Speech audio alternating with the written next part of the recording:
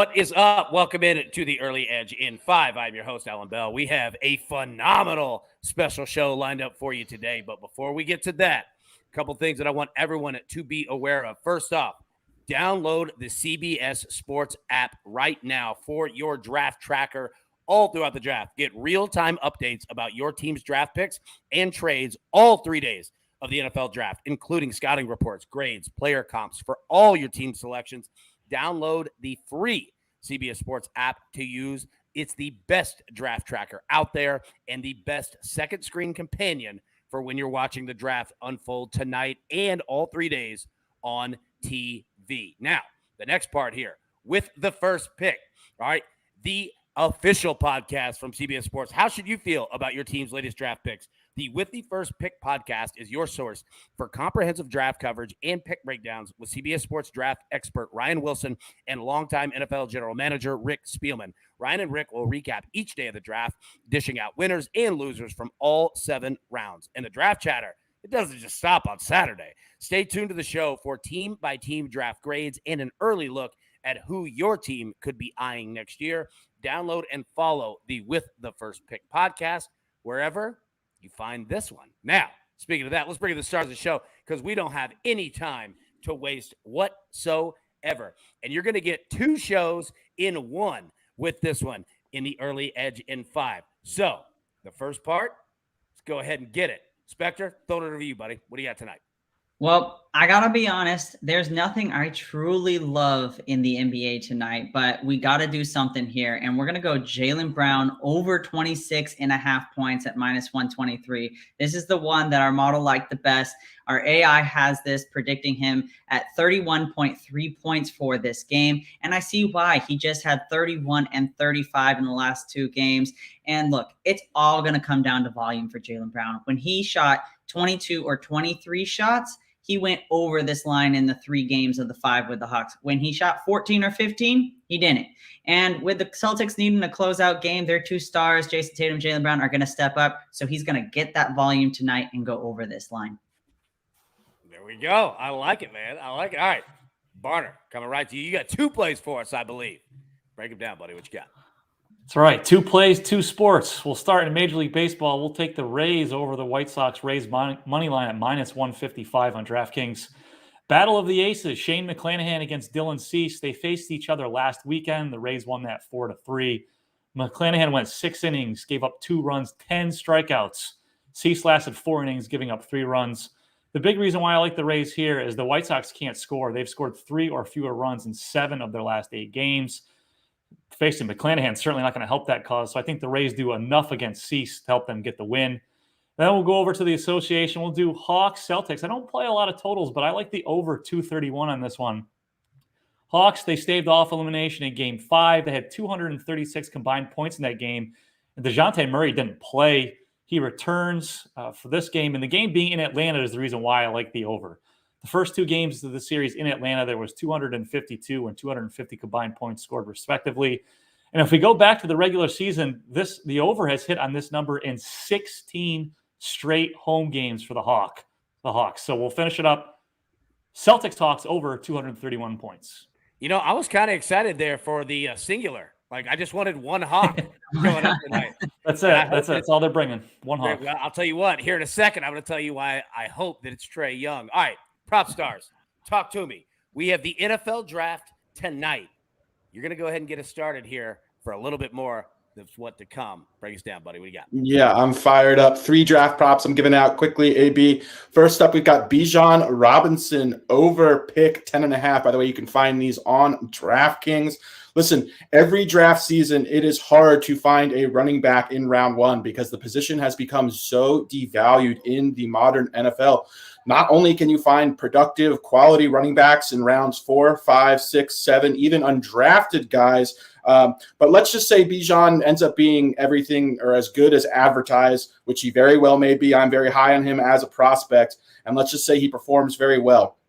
Then are you comfortable 4 years down the road handing him a record-setting contract to a 26 or 27-year-old running back that has had more than 600 touches in college, then likely 1,200 plus touches in the NFL. If you look at the history of the NFL, you cannot really think of very many contracts for running backs that include a lot of guaranteed money where they've reset the market that have worked out in the team's favor. I just do not see Bijan being drafted in the top 11 picks. I think it's very unlikely. Next up, we're going Quentin Johnston to be drafted in the first 27 picks. This guy is out of TCU. He has a massive frame. He reminds me a lot of Alshon Jeffrey, Braylon Edwards, AJ Green. He doesn't win with size, but he has a huge catch radius. He has the ability to use his body and to high point the football. He makes contested catches in traffic. I think he's going to make an instant impact in the red zone. He's going to be very tough to cover there for smaller defensive backs. From a pure athletic standpoint, if we're looking at just physical traits,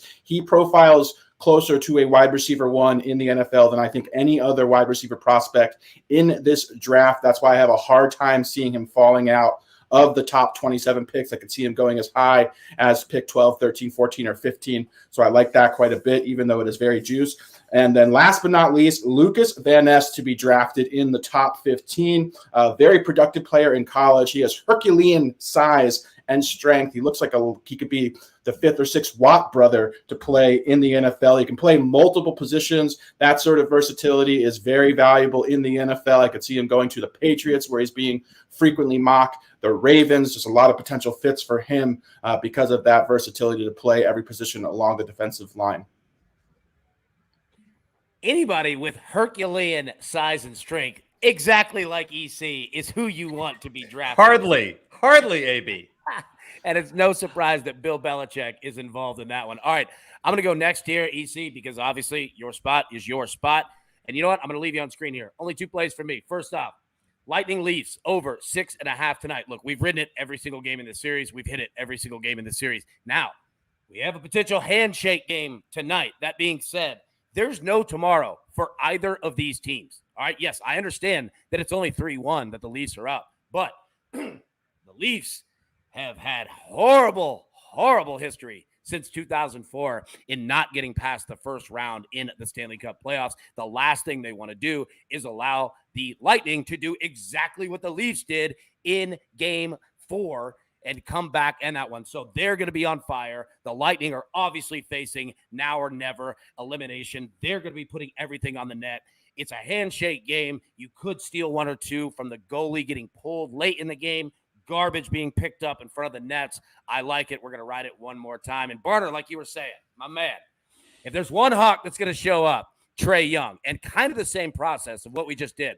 Look, this not only could be the end for Trae Young in his season this year, this could be it for Trae Young with the Hawks, right? Like, we have no idea what's going to happen after this season. So what you're going to get, the Celtics do not want to drag this thing along at all. They want to end this series tonight. So you're going to see a huge offensive turnout from them, as we've been seeing. So Trae Young over 2.5 threes. I think that not only 1, is he going to come out firing, 2, he's probably not going to leave the court, because either it's going to be him, hey, let's kind of fix this issue here in Atlanta, or let me put up some good tape for the next team that wants to pick me up. Either way, I think anytime Trae gets the ball tonight, he's going to be putting it up, looking to knock it down. We only need 3 threes plus money. Let's ride that one. All right, EC. You know what? I wanted to fire through. Get out of your way. Floor is yours, buddy. What you got? Love it, AB. Great picks. And I'm going to actually stick with you on one of them from the NHL. I'm avoiding the NBA tonight because the fourth quarter of that Cavs-Knicks game was so disgusting last night. I was pretty much already counting my money on the over heading into the fourth quarter, and then we saw what happened. Disgusting. Thank God the Cavs are no longer in the playoffs, because watching them was terrible. All right, so the NHL, where I've hit 4 of my last 6. So this is like the one sport I'm actually hitting something on. We're going to roll with Braden Point over 2.5 shots on goal at -130. He's hit this 3 times in the series with 4-2, 7 and 3 in the 4 games. He had 7 in the last regular season game against Toronto on April 11th. He had 51 goals in the regular season. He's on Tampa Bay's top line and top power play unit. Tampa Bay scored 16 goals in the series. That hasn't been the problem. It's Vasilevsky on the back end has been brutal. But I think, as AB said it in his prediction, I expect Tampa Bay to fire at will tonight. And I think Braden Point's going to take care of business. As you mentioned also, AB, Leafs are 0-10 in elimination games since they last won a playoff series in 2004. I actually like Tampa Bay tonight. I like the over, and I like Braden Point to hit the over. And I got a DM from Scott, who's a viewer of the show. He likes Brandon Hagel. Same thing, over 2.5 shots on goal. He's plus 122. So if you're looking to get some extra lightning in there, Braden Point is my pick. Brandon Hagel is his pick. And he's hit this in 5 of his last 8 games, including 2 of 4 in the series. All right, then we're going to go to baseball. Now, Proppy is usually the one who is the man when it comes to strikeout totals. You know, he and Grace are like the two that I follow. But I'm going to try my hand at this tonight. Dylan Cease over 6.5 strikeouts. It's minus 115 on FanDuel. It was minus 140 on DraftKings earlier. So shop around for the best price. 34 strikeouts in 26 innings pitched this season. He's over this in 12, or he was over this in 12 of his 18 home games last year, which is 2 out of 3. So he struck out 5 Rays last weekend in only 4 innings pitched through 101 pitches. I expect him to be a bit more efficient tonight, to go at least 5 innings. And I think in those 5 innings, he can get to 7 strikeouts. One last thing, current Rays have struck out 17 times in 50 at-bats against Cease. I'm telling you what, I feel good about these. But then again, AB, it's been one of those weeks for my picks. So you know what? I got faith in you tonight, baby. I'm riding every single thing that you're playing. I am down. I am in. Now, everyone, we're going to get to the recap right now. Do not leave, because the NFL Draft Betting Championship is coming right after it, and this is going to be fun. So everybody grab your paper, grab your pencil. Let's take a look at the recap here. EC is on Braden Point over 2.5 shots on goal. Dylan Cease over 6.5 strikeouts tonight. The speculators on Jaylen Brown over 26.5 points. I am on the Lightning Leafs over 6.5 and Trae Young over 2.5 3-pointers, priced at plus 105. Mike Barner is on the Rays money line, and the Celtics Hawks over 231 points tonight. Propstarz 3 draft picks. All right, draft position: Bijan Robinson over 10.5, Quentin Johnston under 26.5. and Lucas Van Ness under 14.5. Now, gentlemen, that's show number 1. Show number 2 is the betting championship. So how this is going to work, I have sent an email to everyone in the Early Edge family and said, you know what? How we're going to do this is we're going to approach it. You all are GMs of your own team. How NFL teams are drafting players on the board, you guys are drafting props that are on the board. You guys ready to play? Have some fun? Let's do it. Let's do it indeed. Now, I do have to say this. Let me go ahead and find where this one might be.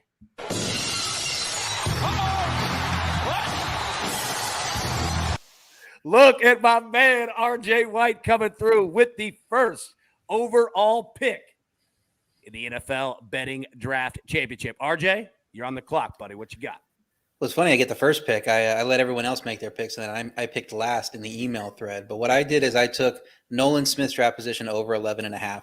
It was plus 130 earlier in the day when I put it in as an addition to my props column, because I wanted to get some picks with the odds that are out today in that column.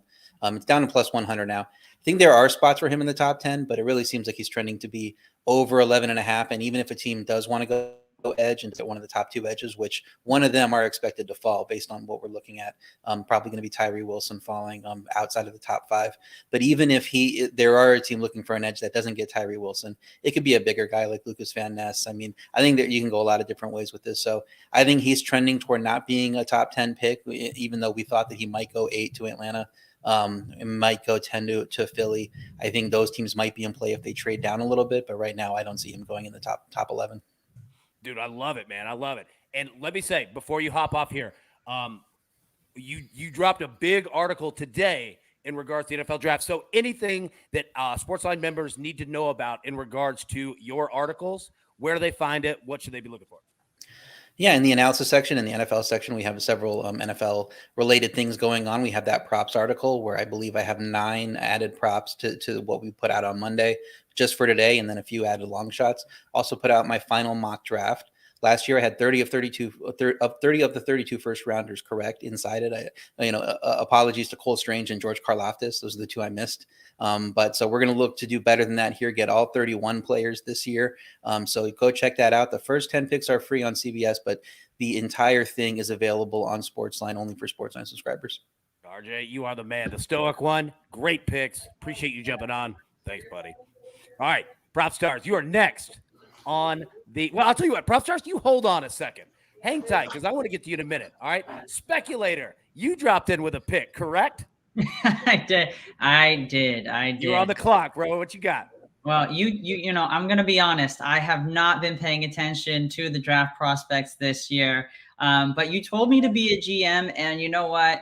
I decided I was gonna be the GM of the Las Vegas Raiders. And well, I still believe in Jimmy G. I still believe in that Niners quarterback. You just signed him. You know, let him go for a year before you want to draft another quarterback. And instead, I'm gonna go Raiders first pick. They're going to draft a cornerback at -125. If I'm the Raiders, you're 29th in the league in passing yards allowed. You need that shutdown corner to shut down anybody who you're going to go against, whether it's Keenan Allen. If you can get one that's versatile, that can go up against Travis Kelce.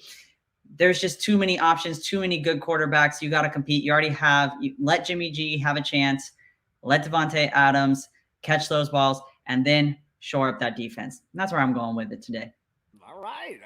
I like it. All right. EC, you're on the clock. What you got, buddy? All right, AB, this is one of the weirdest lines I've seen in all of betting in a long time. I'm going your boy Hendon Hooker under 31.5 at +115. That's your Tennessee quarterback, who, by the way, apparently is looking great in his ACL recovery. I think he will be the fifth quarterback chosen, if not higher. So here's the thing about this line. I saw it at -130 this morning, and I submitted it in our email thread, as RJ said. Then I saw it at -225, which is where I bet it, thinking, oh, it's going to go up even more. Then it went down to 150. Then it went down to 110. Then -105. Then +105, and now +115. I don't care what the latest, the latest gossip is. This guy's going in the first round, and I'll tell you why. Here are the teams that I identified that need a quarterback in this draft: Carolina, Houston, Indianapolis, Seattle, Tennessee, Washington, the Raiders, the Lions, the Bucks, Minnesota, the LA Rams, Atlanta, and New Orleans. Those are quarterback needy teams. You're telling me that all of those teams are going to let this guy drop out of the first round? There's no way. I think worst case, you're going to see a team trade back into the late first round. I know that Mel Kiper had the Rams doing so in the final pick of the round. I could see if Tennessee passes on him, I could see them jumping back into the first round and taking their boy Hooker. That would be a pretty cool story. I know AB would go nuts for that, but I just can't see him falling out of the first round. And now you're getting plus money. I absolutely love this. There we go. And I'm fascinated to see the number, being set 4.5 in regards to quarterbacks taken in the first round. Last night, dude, it was even money, or it was negative money favored to the under. This morning to the over. So yeah, I'm fascinated to see that for sure. Yeah. The other thing is I'm not buying the Will Levis hype here. I actually think Hooker is better than Will Levis. Personally, I mean, look at what they did in college. Who would you rather have based on their production? AB, you watched all their games. Who's better? Yeah. Oh, dude, Hooker. Will Levis is going to get somebody fired tonight. That's what's going to happen. I am not in on Will Levis whatsoever. I'll tell you who I am in on. Seeing the shot. Yeah, the counselor. Oh, the counselor. What's up, everybody? See it. Good to see you, buddy. You are on the clock. Let it rip. What you got?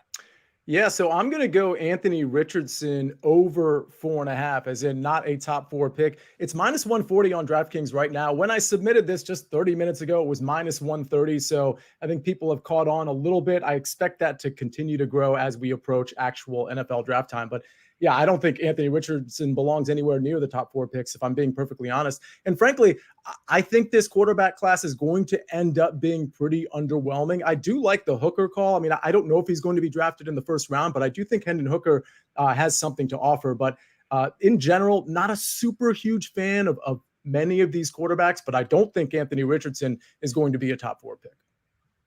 You can see it coming through. Yeah, like, again, man, like what we were just saying, like I am so fascinated to see that over under a 4.5 in the first round tonight of quarterbacks. Like, dude, it could go any way. And I feel, this is, not the most brightest sentence said ever, but, number 2 with Houston, right? Like, I mean, if they go defense or they go anything other than quarterback, we could see a slide, or we could see teams trading up, Tennessee being one of them. I'm going to get to that in a minute because I don't know if they're doing that or not. That said, Propstarz, you got some picks, buddy. You're on the clock. What you got?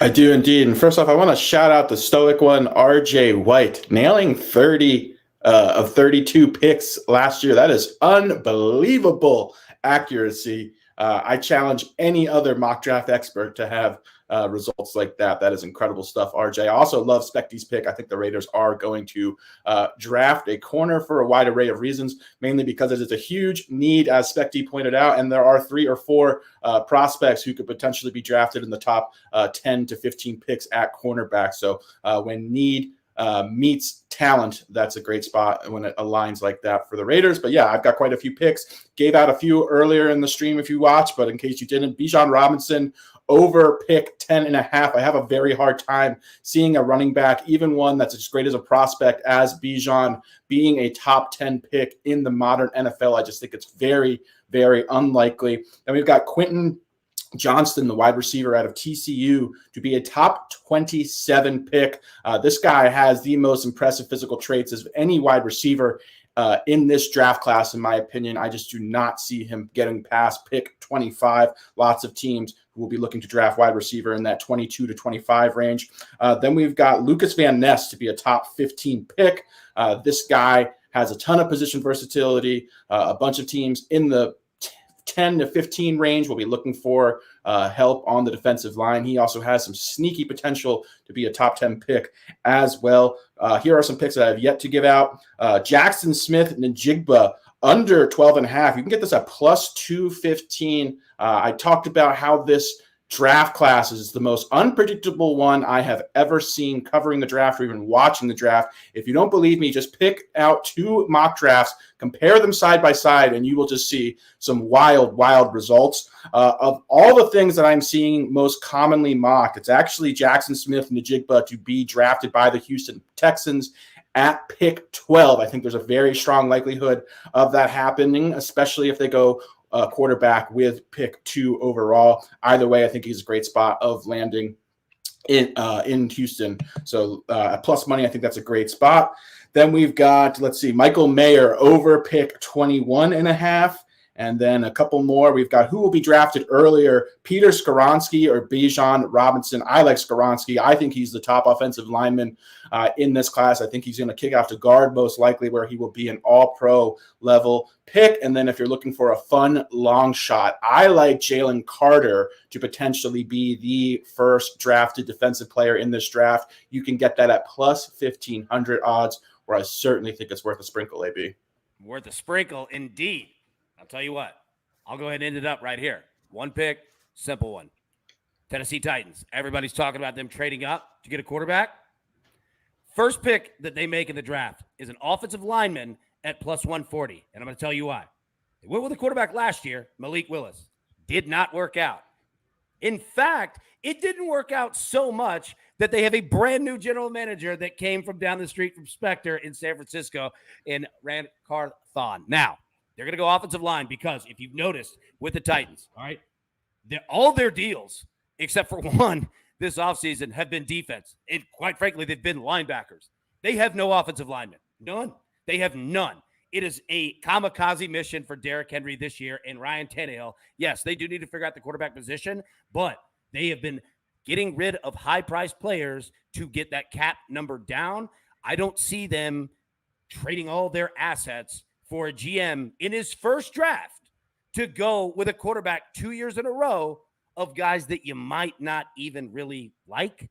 That's a risky ass play. I'm not doing it. Offensive line is what built this team to when they were the number 1 overall seed in the AFC. I think they're going to get back to doing that again. Offensive lineman plus money, plus 140. All right, fellas, that's the draft right there. Anybody have any final thoughts before we jump out of here?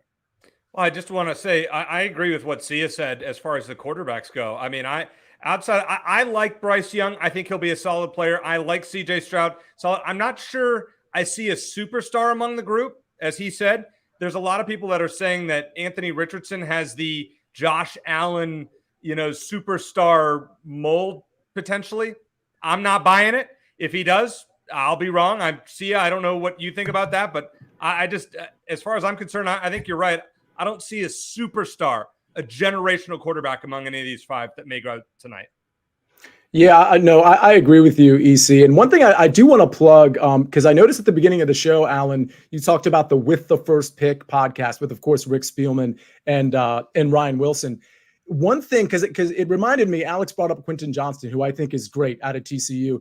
I think there's a few receivers that have like immediate potential NFL impact. Among them, of course, is JSN, Jackson Smith and Jigba, Zay Flowers, Jordan Addison. You can kind of go down the line there. I think those are probably the top 4 in most people's books. Let me just say this. And the reason I bring up the With the First Pick podcast is because I saw Ryan Wilson, I believe it was on CBS Sports HQ, and he was talking about Zay Flowers. And I went back and looked at some tape because he compared Zay Flowers, his comp was Antonio Brown. Can I tell you, if you go back and look at Zay Flowers' film at Boston College, it looks exactly like Antonio Brown. I think it's a really, really wise comp. And I think in this receiver class, while there are some really great receivers, I think in 3 years, we're going to be talking about Zay Flowers being the king of the hill when it comes to the receivers in this class. Now, that doesn't mean he's going to be drafted first among the receivers. This is my dude, though, for sure. Yeah, no, that's a great look. And I mean, if anybody's comp to to Antonio Brown, like, take the craziness of off the field. Antonio Brown. Maybe on the field would be best. Yeah, exactly. I mean, dude, and let me say from a Titans perspective, I was just talking about that. That's the other positional group that they absolutely need. They have the worst wide receiver core in the NFL. They have no one left. And I can tell you with 100% accuracy that Mike Vrabel was severely upset when A.J. Brown was traded. That was not anything that he wanted or had any. I'm telling you, that's a fact that he had nothing and wanted nothing to do with that trade. And that's a reason why that GM is not here anymore. Mike Vrabel won that argument in the house. Yeah, I'm not lying. Yeah. So wide receiver, it could be a position that they go as well. So somebody like Zay Flowers, and especially Mike Vrabel, you know where his son played? Boston College. Wow. That is interesting. Yep. And I'll tell you this. Inspector, I'll get to it. And I'll say this. Everybody is, kind of, we're seeing like the Titans, getting, spoken about of trading up for CJ Stroud. Mike Vrabel played at Ohio State. He loves Ohio State. That dude spends a lot of time with Ryan Day at Ohio State every single offseason. If anybody knows about CJ Stroud, it is Mike Vrabel. So if he trades and up who for is AB, the number 3 pick is the Cardinals. Where did the GM of the Cardinals come from? Good question. I don't know. The Tennessee Titans. He was their assistant GM. Wait, who? Monty Osenfort. Monty Osenfort. I thought you were talking about like what college. Yeah, Osenfort for sure. Yeah, that's a great point too. And we've seen the Falcons with Arthur Smith, who came from Tennessee. They've basically become the Atlanta Titans. They've just signed everyone that the Titans got rid of. I like it. One more thing I wanted to just throw out. If Houston goes Will Anderson at number 2, I think there's value on Anthony Richardson to go to Houston at plus 1,500. That was one that I saw on DraftKings earlier. So if Richardson drops, as Sia predicts, which I agree with, and he falls out of the top 10, Houston doesn't have their quarterback at 12. Might it make sense? Might it indeed? Yeah. Might it at indeed? Those odds? Dude, let's end the show on this one. Sia, this one's for you. Look at Dansby hitting a home run. Oh my God. That is interesting. Yeah, I don't know that anybody actually picked Dansby Swanson today. I think everybody was on Acuna, right? Yeah, Acuna. Or Mookie, exactly. You were on Mooks, right? Well, yeah, I was Mookie Betts for me. It was really, that was just me paying homage to Mookie Wilson and Mookie Blaylock. But I did like Mookie Betts with respect to the pitching matchup. So yeah, I liked it. Yeah, dude, Mookie Betts, great dude from Nashville. Went to John Overton High School just down the street here. Phenomenal bowler. Like 300, look it up. Phenomenal bowler. Yep. Yeah. He was committed to play at Tennessee too. And then about 5 minutes before that commitment was due, the majors threw a bunch of money at him. Like, he made the right decision for sure. But Mooks, dude, he's a good dude. Nashville guy. Got to give him a shout out on that one. All right, everybody. It's all the damage we can do. Thank you so much for tuning in. 2 shows in one today. We will be live Friday, normal time, 10 a.m. Eastern. And I believe, Sia, that will be you, correct? Yeah, Big Pick Energy Friday. I'm going to be the host because, of course, we know the coach is going to be PGA Tour living it. If you haven't caught him doing PGA Tour Live, I implore you to do that. It is an experience. He just raises the bar when it comes to commentating on golf. But yeah, I'll be doing Big Pick Energy with, of course, that Friday crew, and I'm excited about it. I look forward to it, man. Can't wait to see it. So everybody, tune in tomorrow, Friday morning, 10 a.m. Eastern to see Sia, and the Big Pick. I said Sia and the entire crew. But until then, everybody, best of luck. Let's cash all these tickets tonight. You know what? We'll see you tomorrow. Thanks.